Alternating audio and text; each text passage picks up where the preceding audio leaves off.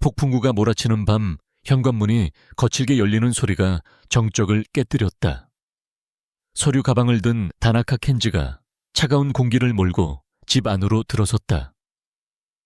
그의 잘 다려진 양복은 흠잡을 데 없이 완벽했지만 그의 얼굴은 어둡게 굳어 있었다. 아내 유미는 거실 소파에 앉아 조용히 그를 기다리고 있었다. 그녀는 켄지의 굳은 표정을 보자마자 심장이 철렁 내려앉는 것을 느꼈다. 당신 오늘 정말 최악이었어. 켄지의 첫 마디는 얼음처럼 차가웠다. 그는 서류 가방을 소파에 던지듯 내려놓으며 유미에게 다가섰다. 이시카와 회장님과 중요한 파트너들이 모두 모인 자리에서 당신은 도대체 뭘 한 거지? 입은 뒀다 뭐해? 사람들이 말을 걸어도 고개만 숙이고 쥐 죽은 듯이 앉아있기만 하고. 내 체면이 뭐가 되는지 생각해 본 적 있어. 그의 목소리는 분노로 가득 차 있었다. 오늘 저녁에 있었던 중요한 기업 파티는 켄지에게 있어 자신의 능력을 이시카와 회장에게 증명할 절호의 기회였다. 하지만 유미의 존재는 그 모든 계획을 망쳐버렸다. 그녀의 소박한 옷차림, 어색한 미소, 그리고 무엇보다도 상류층의 대화에 어울리지 못하는 그 초라한 분위기가 켄지를 참을 수 없게 만들었다. 유미는 고개를 숙인 채 아무 말도 하지 못했다. 그녀는 그저 손가락만 만지작거릴 뿐이었다. 그녀는 그런 화려한 자리가 불편했다. 모두가 가면을 쓴 채 서로를 탐색하는 듯한 눈빛으로 대화하는 그곳에서 그녀는 마치 다른 세상에 떨어진 이방인 같았다. 대답 안 해. 당신 때문에 내가 얼마나 우스워졌는지. 알아 자네 아내는 참 조용하군이라며 비꼬는 소리가 들리지도 않았나. 그건 칭찬이 아니야. 멍청과 무능하고 볼품없는 아내를 둔 남편이라고 조롱하는 거라고. 켄지는 테이블 위에 놓인 물잔을 집어들었다. 그의 손이 분노로 미세하게 떨렸다. 유미는 자신도 모르게 몸을 움츠렸다. 다음 순간 켄지는 물잔을 그녀 옆에 벽에 힘껏 던져버렸다. 쨍그랑. 유리잔이 산산조각 나며 벽에 부딪혔고 물이 사방으로 튀었다. 유미는 놀라 비명을 지를 뻔했지만 가까스로 입을 막았다. 유리 파편 하나가 그녀의 발치에 떨어졌다. 켄지의 거친 숨소리만이 거실을 채웠다. 그의 시선은 공포에 질려 떨고 있는 유미의 목에 꽂혔다. 그곳에는 그녀가 아주 어릴 적부터 보육원에 있었을 때부터 항상 하고 다니던 낡은 은색 목걸이가 걸려 있었다. 초승달 모양의 작은 펜던트였다. 그는 비웃음을 터뜨리며 그녀에게 다가가 목걸이를 손가락으로 거칠게 튕겼다. 이 싸구려 목걸이는 또 뭐야? 그런 중요한 자리에 올 거면 이런 촌스러운 건 좀 빼고 오지. 내 얼굴의 먹칠도 유분수지. 당신의 그 가난하고 초라한 근본은 도저히 숨길 수가 없군. 그의 말은 비수처럼 유미의 가슴에 박혔다. 이 목걸이는 그녀의 과거와 연결된 유일한 끈이자 가장 소중한 보물이었다. 부모님의 얼굴조차 기억하지 못하는 그녀에게 이 목걸이는 자신의 존재를 증명하는 유일한 물건이었다. 하지만 켄지에게 그것은 그저 또 하나의 빈곤의 상징일 뿐이었다. 유미의 눈에 눈물이 고였다. 그녀는 고개를 들어 남편을 바라보았다. 한때는 다정했던 것 같기도 한 이 남자는 이제 완전히 다른 사람이 되어 있었다. 그의 눈에는 경멸과 야망만이 이글거리고 있었다. 이시카와 회장의 인정을 받아 더 높은 곳으로 올라가려는 야망. 그리고 그 야망의 길에 방해가 되는 모든 것을 치워버리려는 냉혹함. 유미는 자신이 그에게 어떤 존재인지 똑똑히 깨달았다. 그녀는 사랑하는 아내가 아니라 그의 완벽한 인생에 묻은 지워버리고 싶은 얼룩이었다. 켄지는 더 이상 유미를 상대할 가치도 없다는 듯 넥타이를 풀며 서재로 향했다. 내일 아침까지 내 눈에 띄지 마 라는 말을 차갑게 내뱉는 것을 잊지 않았다. 쾅 하고 서재 문이 닫혔다. 거실에는 부서진 유리 조각과 함께 유미 혼자 남겨졌다. 창밖에서는 여전히 폭풍우가 몰아치고 있었다. 마치 그녀의 지옥 같은 결혼 생활과 끝없이 요동치는 마음처럼. 그녀는 떨리는 손으로 목의 초승달 펜던트를 꽉 쥐었다. 차가운 금속의 감촉만이 지금 그녀가 기댈 수 있는 유일한 위안이었다. 다음 날 아침, 켄지는 어젯밤의 폭풍우가 거짓말이었던 것처럼 완벽하게 차려입고 회사로 향했다. 그의 얼굴에는 어제의 분노의 흔적조차 남아있지 않았다. 그는 언제나처럼 유능하고 냉철한 다나카 켄지 이시카와 그룹에 촉망받는 이사였다. 회장님, 지난 분기 실적 보고서입니다. 켄지는 최고층에 위치한 회장실에서 이시카와 카이토 회장에게 정중하게 서류를 건넸다. 이시카와 회장의 집무실은 도시의 정령이 한눈에 들어오는 거대한 유리창으로 되어 있었고 고급스러운 가구들로 채워져 있었지만 어딘지 모르게 텅 비고 외로운 공기가 감돌았다. 이시카와 회장은 켄지가 건넨 서류를 잠시 들여다보더니 이내 책상 위에 내려놓고 깊은 한숨을 쉬었다. 그의 시선은 서류가 아닌 창밖의 맑은 하늘을 향해 있었다. 수고했네. 자네는 언제나 나를 실망시키지 않는군. 그의 목소리에는 힘이 없었다. 켄지는 회장의 기분이 좋지 않다는 것을 금방 눈치챘다. 그는 보고를 마쳤음에도 불구하고 자리를 뜨지 않고 조용히 서서 다음 말을 기다렸다. 이것이 바로 그가 다른 사람들을 제치고 회장의 신임을 얻을 수 있었던 이유였다. 그는 상대방이 원하는 것을 파악하는 데 능숙했다. 한동안 침묵이 흘렀다. 이시카와 회장은 책상 한쪽에 놓인 낡고 작은 나무 상자를 만지작거리고 있었다. 세월의 흔적이 고스란히 묻어나는 상자였다. 켄지가 상자를 무심코 바라보자 이시카와 회장은 마치 오랫동안 감춰왔던 비밀을 털어놓으려는 사람처럼 나지막이 입을 열었다. 오늘이 내 여동생을 잃어버린 날이라네. 켄지는 놀란 척하며 걱정스러운 표정을 지었다. 그러셨군요. 저는 미처 몰랐습니다. 이시카와 회장은 씁쓸하게 웃으며 상자를 열었다. 그 안에는 빛바랜 사진 한 장이 들어있었다. 환하게 웃고 있는 어린 소녀의 사진이었다. 내 여동생 아야 차이라네. 아주 영리하고 귀여운 아이였지. 그의 눈빛은 아득한 과거의 어느 한 지점에 머물러 있었다. 그는 켄지를 단순한 부하 직원이 아니라 자신의 깊은 상처를 잠시 기댈 수 있는 믿음직한 젊은이로 여기는 듯 했다. 수십 년 전 오늘이었어. 가족과 함께 별장으로 여행을 갔다가 끔찍한 사고를 당했지. 갑작스러운 폭우로 계곡물이 불어났고 순식간에 모든 것이 아수라장이 되었어. 정신을 차렸을 때 아야는 내 곁에 없었다네. 아무리 찾아도 보이지 않았어. 그의 목소리가 가늘게 떨렸다. 일본 경제를 움직이는 거대한 그룹의 총수라고는 믿기지 않을 만큼 연약한 모습이었다. 경찰은 아이가 급류에 휩쓸렸을 거라고 했지만 시신조차 찾지 못했어. 나는 아직도 어딘가에 살아있을 거라고 믿고 있네. 기억을 잃고 다른 사람으로 살아가고 있을지도 모르지. 켄지는 적절한 위로의 말을 찾으며 고개를 끄덕였다. 바로 그때 이시카와 회장이 사진 옆에 놓인 무언가를 조심스럽게 집어들었다. 그것은 마치 무언가를 그리다만 듯 단 낡은 스케치 종이었다. 이건 내가 아야에게 선물했던 목걸이라네. 사고가 나기 바로 전날에 줬지. 켄지는 스케치를 유심히 보았다.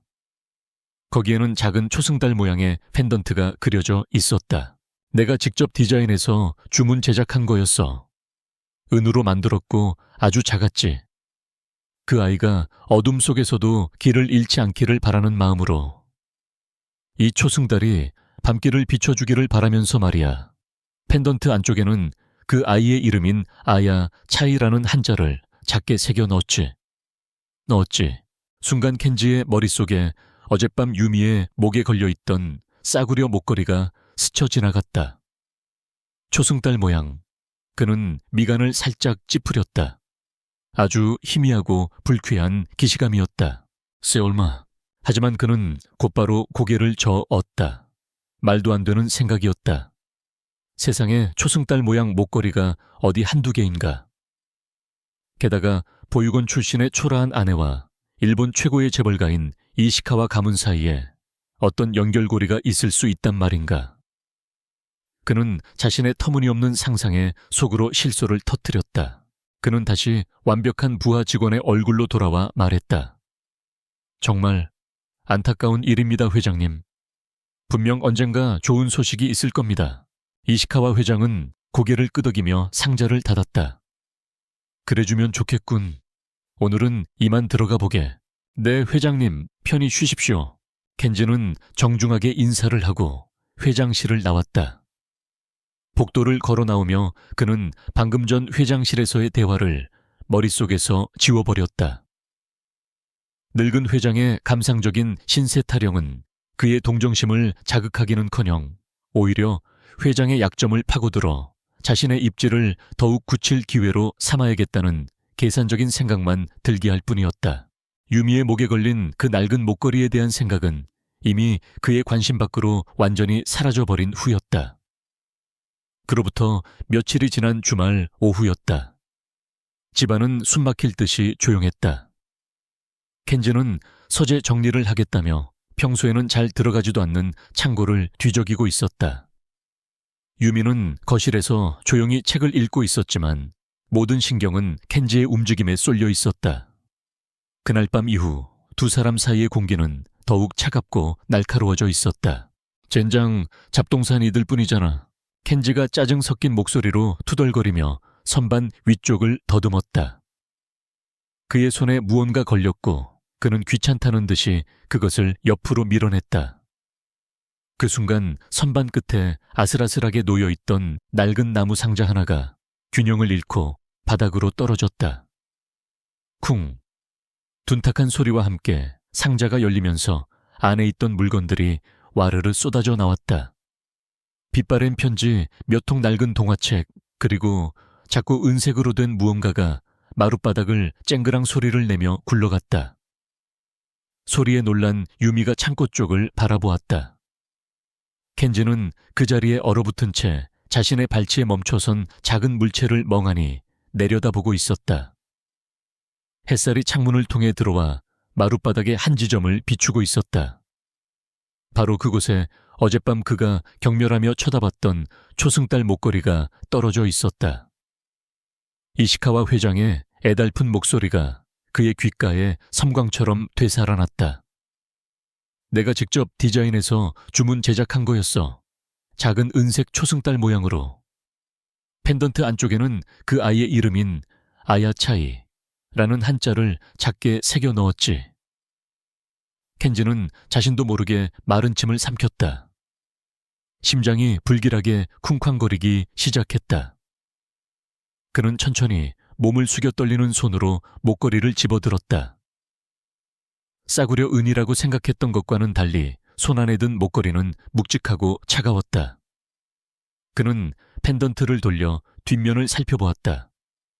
그리고 아주 작은 틈을 발견하고 손톱으로 조심스럽게 열었다. 그의 눈이 커졌다. 펜던트의 작은 안쪽 공간에 희미하지만 분명하게 한자가 새겨져 있었다. 차이, 아야. 켄지의 머릿속이 하얗게 비는 것 같았다. 우연 세상에 이런 우연이 있을 수 있나. 이름이 새겨진 똑같은 디자인의 목걸이. 그는 숨 쉬는 것조차 잊었다. 차가운 쇠붙이가 그의 손바닥을 태울 듯이 뜨겁게 느껴졌다. 그는 벌떡 일어나 거실로 향했다. 그의 험악한 기세에 유미는 겁을 먹고 자리에서 일어났다. 켄지는 그녀의 코앞에 목걸이를 들이밀었다. 이거 대체 어디서 난 거야? 그의 목소리는 낮고 위협적이었다. 유미는 그의 손에 들린 자신의 목걸이와 그의 흉흉한 눈빛을 번갈아 보며 당황했다. 그건 제가 원래부터 가지고 있던 거예요. 보육원에 처음 왔을 때부터 하고 있었다고. 보육원, 어느 보육원인데 언제 발견됐어? 어디서 네 부모는 누구고 기억나는 건 뭐지? 뭐든 말해봐. 켄지는 미친 사람처럼 그녀를 몰아붙였다. 이것은 진실을 찾기 위한 질문이 아니었다. 자신의 끔찍한 의심이 사실이 아니기를 바라는 공포에 찬 절규에 가까웠다. 그는 유미의 이야기에서 허점을 찾아내 이 모든 것을 말도 안 되는 우연으로 치부해버리고 싶었다. 유미는 그의 갑작스러운 태도에 겁에 질려 눈물을 글썽겼다. 뭐 몰라요. 아무것도 기억나지 않아요.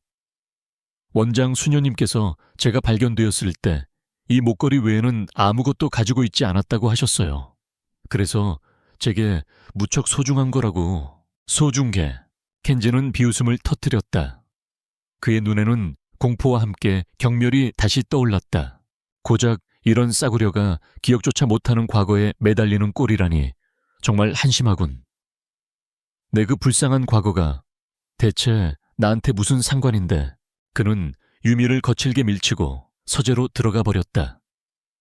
유미는 바닥에 주저앉아 소리내어 울기 시작했다. 왜 그가 자신의 가장 소중한 물건을 가지고 저토록 잔인하게 구는지 그녀는 도무지 이해할 수 없었다. 한편 서재에 들어온 켄지는 문의 등을 기댄 채 거친 숨을 몰아쉬었다.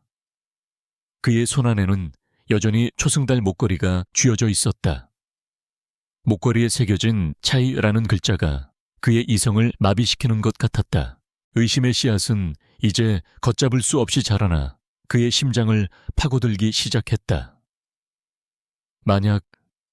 만약 이 모든 것이 사실이라면 자신이 그토록 경멸하고 학대했던 아내가 일본 최고의 권력자인 이시카와 회장이 수십 년간 애타게 찾아 헤맨 여동생이라면 그 상상만으로도 등골이 오싹해졌다. 그것은 그에게 있어 기회가 아니었다. 그것은 파멸의 전조였다. 의심은 독처럼 켄지의 온몸으로 퍼져나갔다. 그는 더 이상 이 끔찍한 불확실성을 견딜 수 없었다. 다음 날 그는 회사에 급한 지방 출장이 잡혔다는 거짓말을 하고는 이른 아침부터 차를 몰았다. 그의 목적지는 유미가 자랐다는 도쿄에서 몇 시간이나 떨어진 외진 시골 마을의 작은 보육원이었다. 고속도로를 달리는 내내 그의 머릿속은 복잡했다.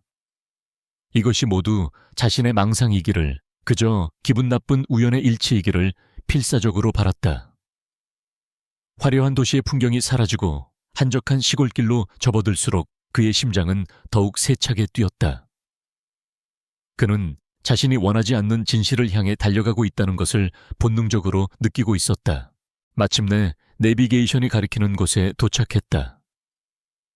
햇살의 집이라는 소박한 간판이 걸린 낡은 2층 건물이었다.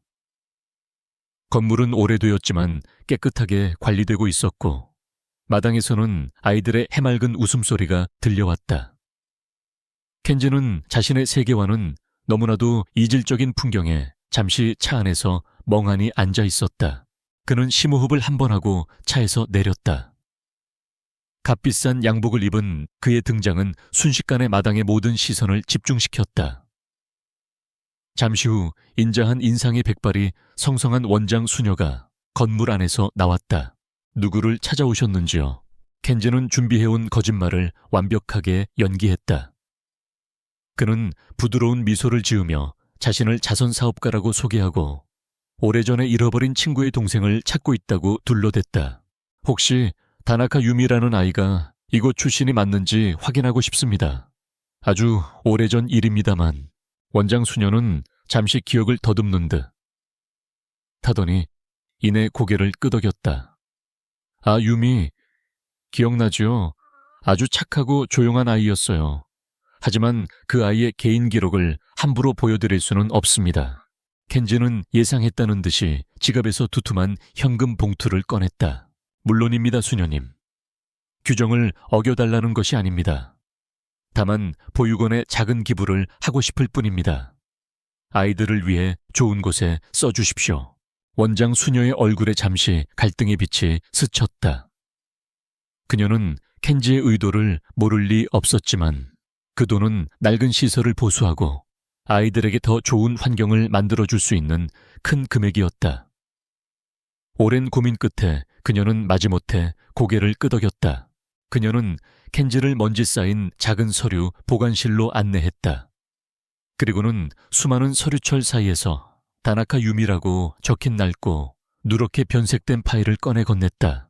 켄지는 차가워진 손으로 파일을 받아들었다. 심장이 목구멍까지 차오르는 것 같았다. 그는 천천히 파일의 첫 장을 넘겼다.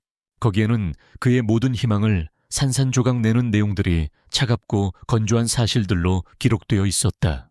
이름 다나카 유미 보육원에서 지어준 이름 발견일, 19의 XX년 X월 X개월, 이시카와 일가의 사고일과 정확히 일치했다. 발견 장소 XX현 산속 계곡 근처 사고 장소와 일치했다. 발견 당시 상태 심각한 쇼크로 인한 기억 상실, 이름, 나이, 출신지 등 어떤 것도 기억하지 못함. 소지품 단 한 가지. 은으로 된 초승달 모양 목걸이. 펜던트 안쪽에 차이라는 한자가 새겨져 있음. 마지막 문장을 읽는 순간 켄지의 눈앞이 캄캄해졌다. 온몸의 피가 빠져나가는 듯한 감각과 함께 귀에서는 윙하는 이명이 들렸다. 사실이었다. 그가 부정하고 싶었던 모든 것이, 그 끔찍한 악몽이 차가운 현실이었다. 그는 파일을 덮었다. 손이 너무 심하게 떨려 서류가 바스락거리는 소리를 냈다. 그는 아무 말 없이 일어나 원장 수녀에게 봉투를 건네고는 거의 도망치듯 보육원을 빠져나왔다. 그의 창백한 얼굴에 원장 수녀는 그저 어리둥절한 표정으로 서 있을 뿐이었다. 켄지는 차에 돌아와 운전대에 이마를 박았다. 숨을 쉴 수가 없었다. 자신이 매일 밤 경멸하고 무시하고 언어폭력을 일삼았던 아내, 자신의 출세 가도에 걸림돌이라며 구박했던 여자, 그녀가 바로 이시카와 카이토 회장이 눈물로 찾아 헤매던 단 하나뿐인 혈육 이시카와 아야였다. 켄지는 이제껏 자신이 저질렀던 모든 행동과 내뱉었던 모든 잔인한 말들을 떠올렸다. 그 기억들은 날카로운 파편이 되어 그의 심장을 후벼 팠다. 하지만 그를 덮친 감정은 죄책감이나 후회가 아니었다. 그것은 오직 하나, 자신의 미래에 대한 극한의 공포였다. 이 사실이 알려지면 어떻게 될까? 이시카와 회장이 모든 것을 알게 되면 자신의 인생은, 그가 피땀 흘려 쌓아 올린 모든 것은 그대로 끝장이었다. 켄지는 텅 빈 시골길 한가운데 차를 세운 채 하얗게 질린 얼굴로 한참 동안 움직이지 못했다. 그날 밤 켄지는 거의 날이 밝아서야 집으로 돌아왔다. 그의 모습은 아침에 나갈 때와는 완전히 딴판이었다. 구겨진 양복 헝클어진 머리, 그리고 핏발이 선 눈. 그는 마치 지옥에서 막 돌아온 사람처럼 보였다. 소파에서 뜬 눈으로 밤을 새우며 그를 기다리던 유미는 그의 모습에 심장이 덜컥 내려앉았다. 켄지는 아무 말 없이 그녀를 지나쳐 서재로 들어갔다. 잠시 후 그가 무언가를 들고 나와 거실 테이블 위에 거칠게 던졌다. 그것은 서류 뭉치였다. 종이들이 사방으로 흩어졌다. 유미는 조심스럽게 테이블로 다가갔다. 그것은 그녀의 보육원 기록 사본과 수십 년은 되어 보이는 낡은 신문기사 스크랩이었다. 신문기사에는 이시카와 그룹 일가 불의의 사고로 막내딸 실종이라는 헤드라인이 큼지막하게 박혀 있었다. 그리고 그 옆에는 이시카와 회장의 젊은 시절 모습과 환하게 웃고 있는 한 소녀의 사진이 실려 있었다. 이게 뭐예요? 유미의 목소리가 떨렸다. 켄지는 그녀의 맞은편에 서서 마치 취조하는 형사처럼 그녀를 쏘아보았다. 읽어봐. 당신 눈으로 직접 확인하라고. 유미는 떨리는 손으로 서류를 집어들었다. 보육원 기록에는 그녀가 알고 있는 사실들이 적혀 있었지만 신문기사의 내용은 그녀에게 너무나도 생소하고 충격적이었다. 사고 날짜, 장소, 그리고 실종된 소녀의 나이까지. 모든 것이 그녀의 과거와 섬뜩할 정도로 맞아떨어지고 있었다. 당신이 이시카와 아야야, 켄지가 결론을 내리듯 말했다. 그의 목소리에는 어떠한 감정도 실려 있지 않았다. 오직 차가운 현실만이 담겨 있었다. 유미는 고개를 세차게 저었다. 눈물이 뺨을 타고 흘러내렸다. 아니에요. 말도 안 돼요. 이건 뭔가 잘못된 거예요. 왜 저한테 이런 끔찍한 장난을 하시는 거예요? 그녀에게는 이 모든 것이 켄지가 자신을 괴롭히기 위해 꾸며낸 잔인한 연극처럼 느껴졌다. 가난한 고아인 자신을 재벌가에 잃어버린 딸이라고 하다니 이것보다 더한 농락이 어디 있단 말인가. 그녀는 공포와 혼란에 휩싸여 서류를 밀쳐냈다. 마치 더러운 것이라도 닿은 것처럼. 장난. 켄지의 목소리에 분노가 서렸다. 그는 테이블을 돌아 유미의 어깨를 강하게 붙잡았다. 이게 장난으로 보여 현실을 부정하지 마. 당신의 과거, 당신이 애써 외면하고 있는 진실이라고. 왜 기억 못하는 척하는 건데? 혹시 이 모든 게 처음부터 계획이었나? 나에게 접근해서 이시카와 가문에 다리를 놓으려는 수작이었어. 켄지는 자신의 공포를 이기지 못하고 가장 잔인한 방식으로 그녀에게 상처를 입히고 있었다. 그는 자신의 계산적인 마음으로 유미를 재단하며 그녀를 사기꾼으로 몰아가고 있었다. 그의 말은 유미의 마지막 방어벽마저 무너뜨렸다. 터무니없는 비난과 그의 광기 어린 눈빛에 그녀는 완전히 무너져 내렸다. 그녀는 그의 소나기에서 벗어나 바닥에 주저앉았다. 아니에요. 저는 아무것도 몰라요. 제발 그만하세요. 무서워요. 그녀는 어린아이처럼 두 팔로 몸을 감싸 안고 흐느꼈다. 더 이상 켄지의 말을 들으려고도 서류를 보려고도 하지 않았다. 그녀는 자신의 주변에 보이지 않는 두꺼운 벽을 쌓고 그 안에 스스로를 가두어 버렸다. 켄지는 울부짖는 유미를 내려다보았다. 그의 공격적인 태도는 아무런 소용이 없었다. 그는 손에 모든 진실을 증명할 증거를 쥐고 있었지만 정작 그 진실의 당사자는 그것을 완강히 거부하고 있었다. 그녀가 정말로 기억을 못하는 것일까? 아니면 이 모든 상황을 받아들이는 것이 두려워 현실을 부정하는 것일까? 어느 쪽이든 켄지에게는 달라질 것이 없었다. 그는 꽉 쥐었던 주먹을 힘없이 풀었다. 방 안에는 유미의 처절한 울음소리만이 가득했다. 그는 자신이 만든 이 지독한 악몽 속에 완전히 갇혀버렸다는 사실을 깨달았다. 진실은 손에 잡힐 듯 가까이 있었지만 동시에 절망적으로 멀게만 느껴졌다. 켄지가 진실의 무게에 짓눌려 아무것도 하지 못하고 며칠을 보내는 동안 시간은 그를 기다려주지 않았다. 그날은 평범한 화요일이었다. 중요한 이사회가 열리고 있었고 켄지는 다음 분기 사업 계획을 발표하고 있었다. 그의 발표는 언제나처럼 논리정연하고 자신감에 차 있었다. 바로 그 순간이었다.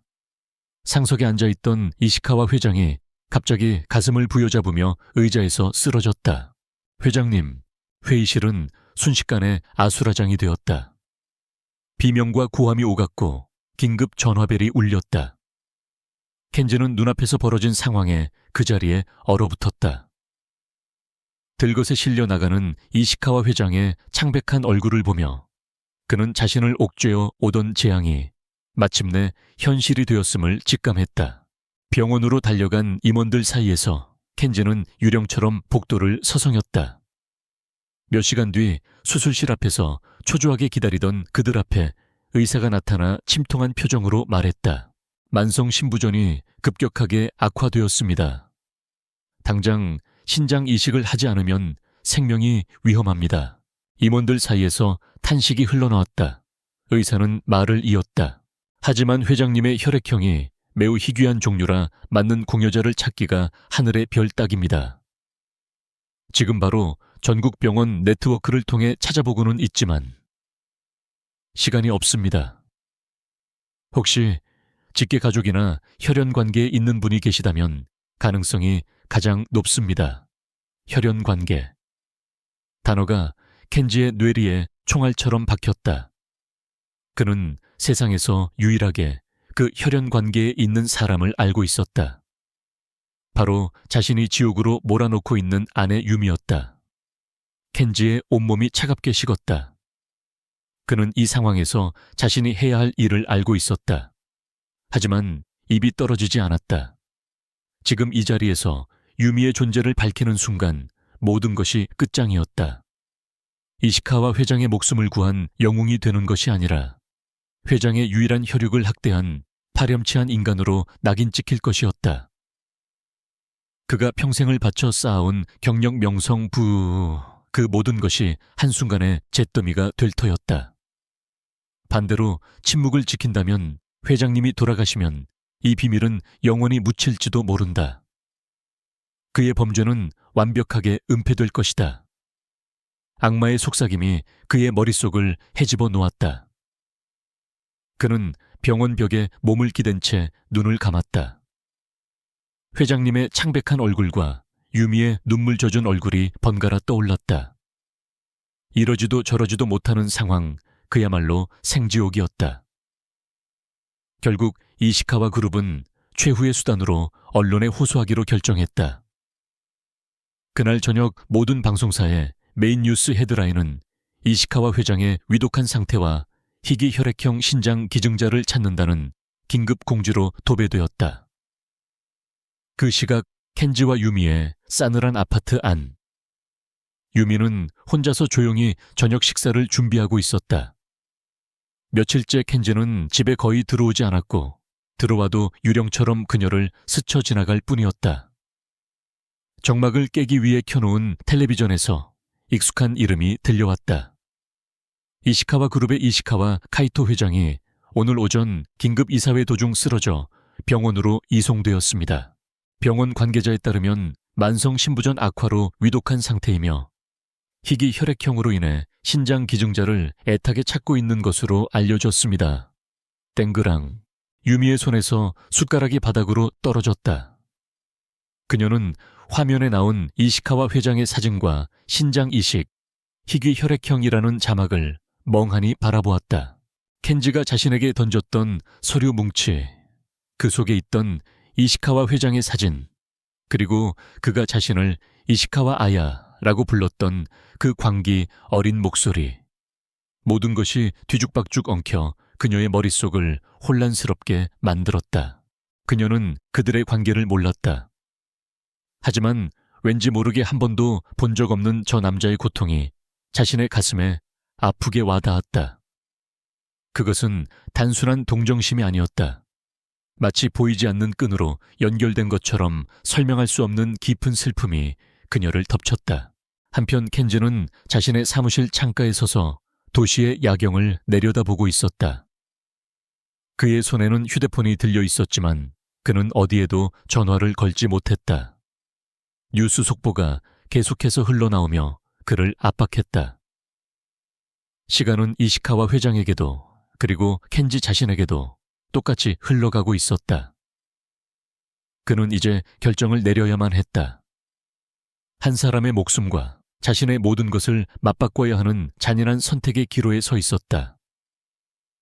다음 날 아침 유미는 텅 빈 집에서 혼자 눈을 떴다. 켄지는 어젯밤에도 들어오지 않았다.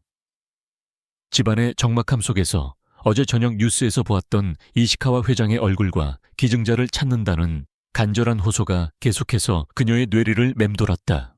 그녀는 자신이 왜 그래야 하는지 이유를 알 수 없었다.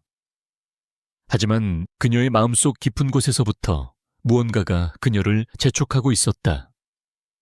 마치 오래전부터 잠들어 있던 의무감 혹은 거부할 수 없는 운명의 이끌림 같았다. 가야만 해. 유미는 가장 단정한 옷으로 갈아입고 집을 나섰다. 그리고는 버스를 타고 이시카와 회장이 입원해 있다는 시내의 가장 큰 대학병원으로 향했다. 거대하고 복잡한 병원 건물 안에서 그녀는 길 잃은 아이처럼 보였다. 수많은 사람들이 오가는 복도를 지나 그녀는 마침내 장기기증 상담 센터라는 작은 팻말을 찾아냈다.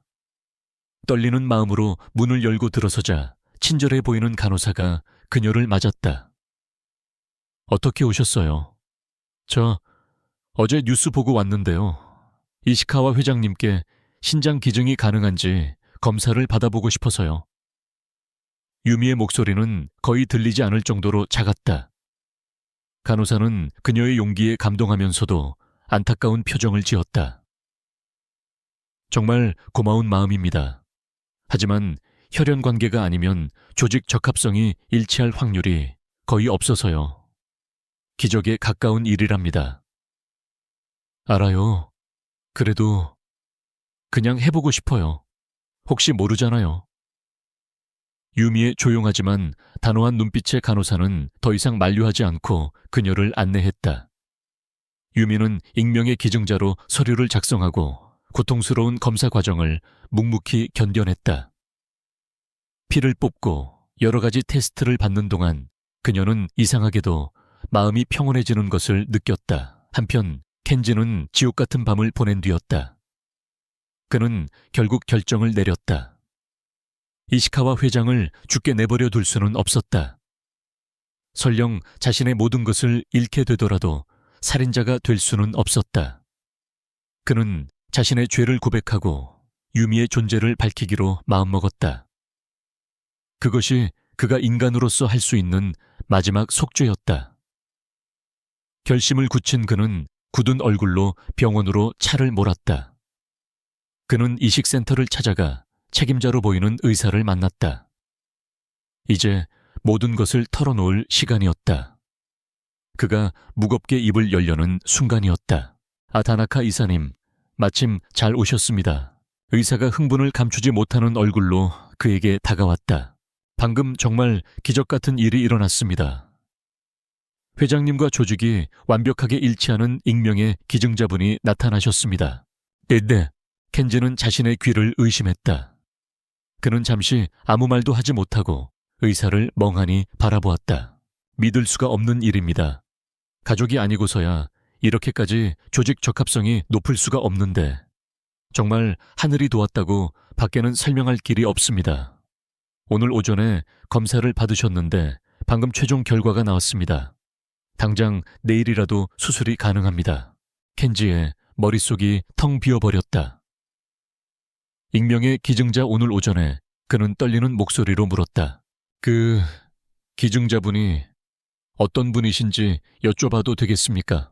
자세한 신원은 알려드릴 수 없습니다만 아주 조용하고 마음씨가 고운 젊은 여성분이셨습니다. 자신은 그저 이름 없는 시민일 뿐이라고 하시더군요. 그 순간 켄지의 눈앞에서 세상이 무너져 내렸다. 유미였다. 다른 사람은 있을 수 없었다. 그녀는 아무것도 모르는 상태에서 그저 뉴스 하나만을 보고 이곳까지 찾아와 자신의 몸을 내어주기로 한 것이었다. 보이지 않는 혈연의 이끌림으로 순수한 희생 정신만으로 켄지는 의사에게 아무 말도 하지 못하고 뒷걸음질쳐 사무실을 나왔다. 복도 벽에 등을 기댄 채 그는 그대로 주저앉았다. 자신이 하려던 처절한 고백은 유미의 말없는 희생 앞에서 한없이 초라하고 이기적인 몸부림에 불과했다. 그는 그동안 자신이 유미에게 저질렀던 모든 만행을 떠올렸다. 그녀의 가난을 비웃고 그녀의 과거를 조롱하고 그녀의 존재 자체를 부정했다. 그런 자신을 위해 그리고 자신이 그토록 핍박했던 그녀의 혈육을 위해 유미는 기꺼이 자신의 몸에 칼을 대려고 하고 있었다. 두려움이 아니었다. 이번에 그를 덮친 감정은 영혼을 쥐어짜는 듯한 끔찍한 수치심과 죄책감이었다. 그는 파멸을 앞둔 인간이 아니었다. 그는 이미 오래전부터 영혼이 파괴된 괴물이었다. 성녀를 고문해 온 악마였다. 수술 당일에 아침이 밝았다. 병원은 조용하지만 긴박한 기운이 감돌았다. 기적처럼 나타난 익명의 기증자 덕분에 희망의 분위기가 피어오르고 있었다. 유미는 수술을 앞두고 환자복을 입은 채 담담하게 창밖을 내다보고 있었다. 이상하게도 두렵지 않았다. 그저 이 모든 것이 끝나고 얼굴도 모르는 그 회장님이라는 분이 건강을 되찾기만을 바랄 뿐이었다. 켄지는 그 시간 병원 근처에 싸구려 호텔방에서 뜬 눈으로 밤을 새웠다. 그의 마음은 이미 결정되었다. 그는 더 이상 진실의 무게 뒤에 숨어 있을 수 없었다. 유미가 희생의 제물로 수술실에 들어가기 전에 그는 모든 것을 제자리로 돌려놓아야만 했다. 켄지는 헝클어진 모습 그대로 병원으로 달려갔다. 그는 경호원들의 제지를 뿌리치며 이시카와 회장이 있는 VIP 병동으로 미친 듯이 뛰어 올라갔다. 비켜 회장님께 드릴 말씀이 있어 비키라고. 그의 절규에 가까운 외침의 복도에 있던 모든 사람들이 그를 쳐다보았다. 마침내 병실 문 앞에 다다른 그는 문을 거칠게 열어 젖혔다. 안에는 산소호흡기에 의지한 채 침대에 누워있는 이시카와 회장과 그의 곁을 지키고 있는 비서실장을 비롯한 몇몇 최측근들이 있었다. 켄지의 갑작스러운 등장에 모두가 경악했다. 다나카 이사, 지금 제정신인가? 여기서 무슨 행패야? 비서실장이 그를 막아서며 호통쳤다. 하지만 켄지는 그를 거칠게 밀어냈다. 그는 비틀거리며 침대 옆으로 다가갔고 그 자리에 힘없이 무릎을 꿇었다. 회장님, 켄지의 목소리는 눈물과 죄책감으로 갈라져 나왔다.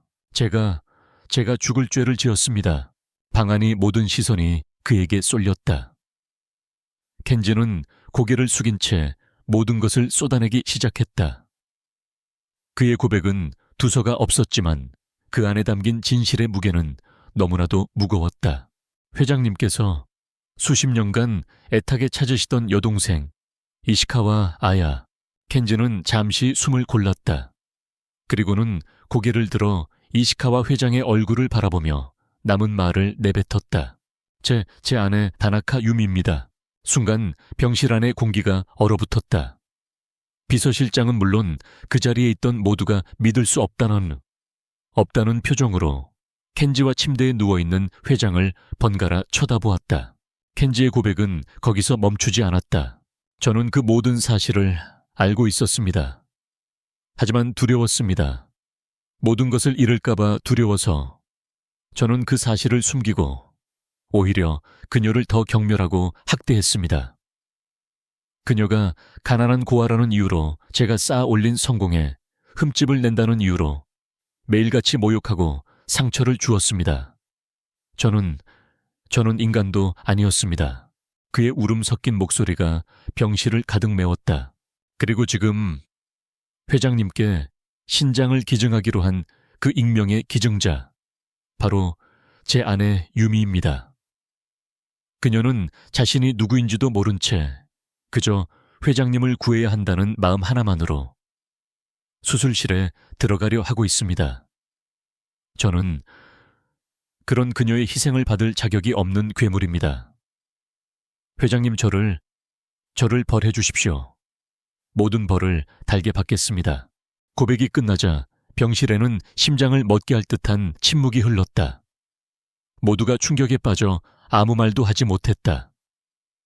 오직 켄지의 거친 숨소리와 침대 옆 기계의 단조로운 신호음만이 정적을 깨고 있었다. 분노한 비서실장이 경호원들을 부르기 위해 손을 들었다. 바로 그때였다. 침대에 누워있던 이시카와 회장의 감긴 눈꺼풀이 미세하게 파르르 떨렸다. 그리고 그의 눈가에서 주름진 뺨을 타고 한 줄기 눈물이 조용히 흘러내렸다. 그는 듣고 있었다. 의식이 거의 없는 상태에서도 그는 켄지의 모든 말을 그토록 그리워했던 동생의 소식을 듣고 있었던 것이다. 그 눈물 한 방울에 방 안의 모든 움직임이 멈췄다. 켄지는 무릎을 꿇은 채 바닥에 이마를 박고 흐느꼈다. 마침내 모든 진실이 폭로되었다. 이제 남은 것은 심판뿐이었다. 켄지의 고백 이후 수술은 예정대로 진행되었다. 하지만 그 성격은 완전히 달라져 있었다. 그것은 더 이상 익명의 기증자가 베푸는 기적이 아니라 수십 년 만에 혈육을 찾은 동생이 오빠에게 주는 생명의 선물이 되었다. 다행히 수술은 성공적이었다. 두 사람 모두 빠르게 건강을 회복했다.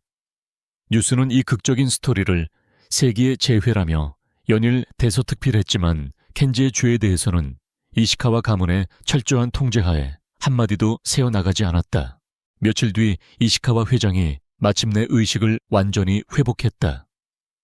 그가 눈을 뜨자마자 비서실장에게 건넨 첫 마디는 떨리는 목소리로 된 하나의 이름이었다. 아야, 내 동생. 아이야는 어디 있나? 잠시 후 간호사의 도움을 받아 휠체어에 앉은 유미가 그의 병실로 들어왔다. 아직 수술의 여파로 얼굴은 창백했지만 그녀의 눈은 그 어느 때보다도 맑게 빛나고 있었다. 침대에 반쯤 몸을 일으킨 이시카와 회장은 동생의 모습을 보자마자 눈시울이 붉어졌다. 그는 떨리는 손을 그녀에게 뻗었다. 아야, 아야 맞구나. 오빠다. 내가 내 오빠 카이토야. 유미하니 아야는 그의 손을 마주 잡았다.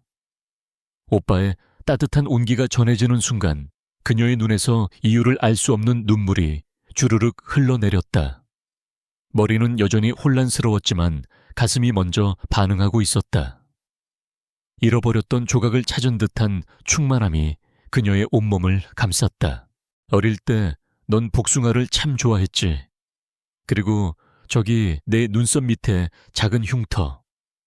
나랑 뒷산 나무에 오르다가 나뭇가지에 긁혀서 생긴 거잖니. 네가 어찌나 서럽게 울던지 내가 사탕을 사주겠다며 업고 온 동네를 뛰어다녔었지. 카이토는 잊어버렸던 과거의 조각들을 하나씩 아주 천천히 꺼내어 동생에게 이야기해 주었다. 그의 이야기를 들을수록 아야의 머릿속을 덮고 있던 안개가 서서히 걷히는 것 같았다. 복숭아의 달콤한 향기나무의 거친 감촉, 오빠의 따뜻한 등. 기억은 아니었지만 아련한 감각들이 희미한 영상처럼 떠올랐다. 수십 년간 닫혀있던 그녀의 과거가 마침내 문을 열기 시작한 것이다. 그날 오후 켄지가 병실로 들어섰다. 그는 며칠 사이에 10년은 늙어버린 모습이었다. 그는 감히 남매의 얼굴을 쳐다보지도 못한 채 카이토의 침대 발치에 서서 고개를 숙였다. 모든 처분을 기다리고 있습니다. 카이토는 한참 동안 아무 말 없이 그를 바라보았다. 그의 눈에는 분노가 아닌 깊은 연민이 담겨 있었다. 일리온하게 단악하군. 켄지는 고개를 들지 못했다. 카이토는 조용히 말을 이었다.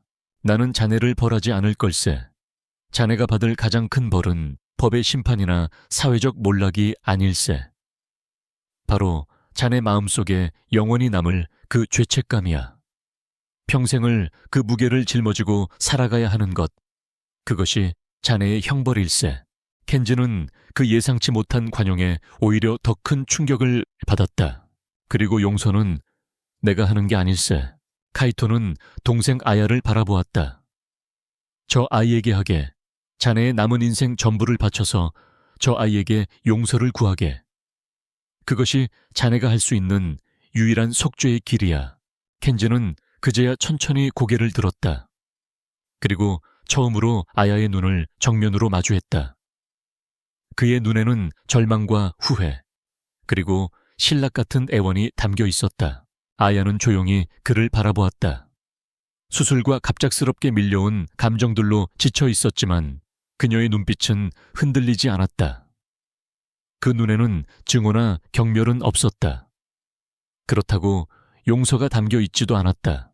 그저 텅 빈 깊이를 알 수 없는 고요함만이 존재했다. 마치 모든 것이 지워지고 새로 쓰이기를 기다리는 하얀 백지장처럼.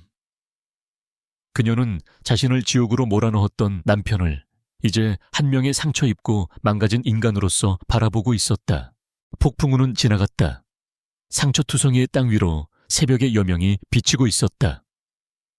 모든 것이 파괴되었지만 바로 그 폐허 위에서 치유와 회복이라는 길고 힘든 여정이 이제 막 시작되려 하고 있었다.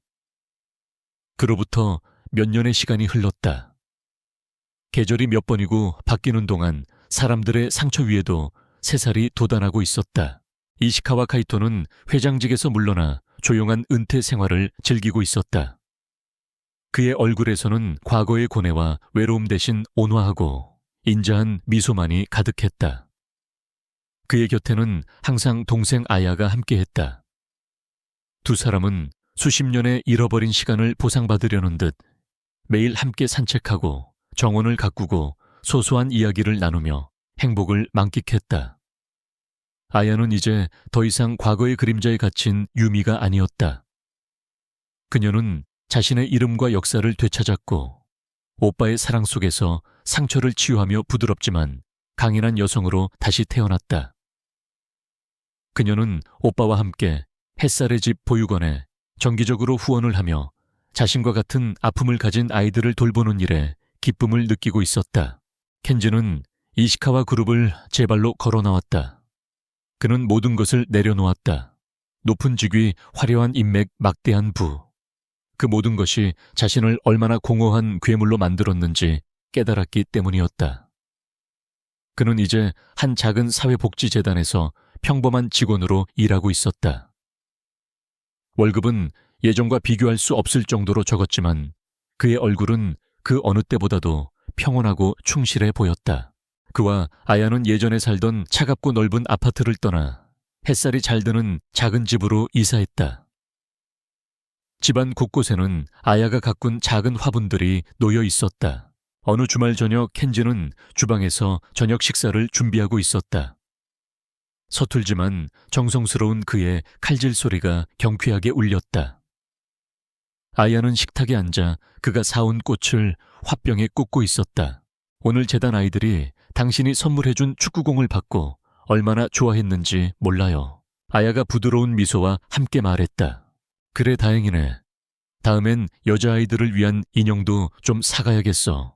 켄지가 멋쩍게 웃으며 대답했다. 그들의 대화는 특별할 것 없었지만 그 안에는 과거에는 존재하지 않았던 따뜻함과 존중이 담겨 있었다. 그들은 처음부터 다시 관계를 쌓아가고 있었다. 화려한 거짓과 야망의 성이 무너진 자리에 서툴지만 진실된 이해와 배려의 벽돌을 한 장 한 장 쌓아 올리고 있었다. 저녁 식사 후 두 사람은 소파에 나란히 앉아 카이토가 건네준 낡은 앨범을 보고 있었다. 앨범 속에는 아야가 기억하지 못하는 어린 시절의 사진들이 가득했다. 오빠의 등 뒤에 매달려 환하게 웃는 모습 처음으로 자전거를 배우다 넘어져 울음을 터뜨린 모습. 켄지는 사진 속의 행복한 소녀와 자신의 옆에 앉아있는 아내를 번갈아 보았다.